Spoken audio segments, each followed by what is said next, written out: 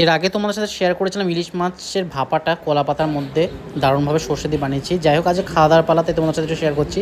আজ লাল শাক বানিয়েছি, তার সাথে কাসন্দ রয়েছে আর উচ্ছে আলু সেদ্ধ রয়েছে। আর আমি ইলিশ মাছটা না একটু ঝোলা করেছি, কারণ কাছে ডাল বা মাংস কিছু নেই, সেই জন্য একটু ভাত দিয়ে খাওয়ার জন্য একটু হালকা ঝোলা ঝোলা করেছি। যাই হোক, লাল শাক কিন্তু আমার ভীষণ প্রিয়, লাল শাক আর পালং শাক দারুণ লাগে। লাল শাক দিয়ে সেই জন্য আজকে কিন্তু মাছের সাথে খাচ্ছি। আর ইলিশ মাছ আশা করি সবারই প্রিয়, ইলিশ মাছ তো আমারও প্রিয়।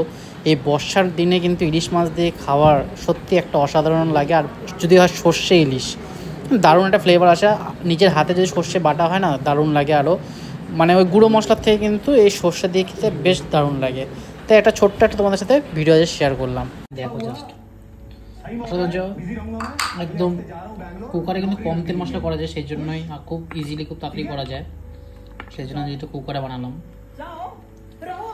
আজকে নানা জায়গার পিস নিয়েছি, চাপের পিস নিয়েছি, তারপর পায়ের পিস নিয়েছি, রাঙের পিস নিয়েছি, সব মিলিমিশিয়ে নিয়েছি। প্রায় 500 গ্রাম মতো মাটন নিয়েছি। এই দিয়ে আজকে একটু খাওয়া, প্রচণ্ড গরম কিন্তু খুব ভালোভাবে গলেছে। দেখো এটা কিন্তু কচি পাঠার মাংস।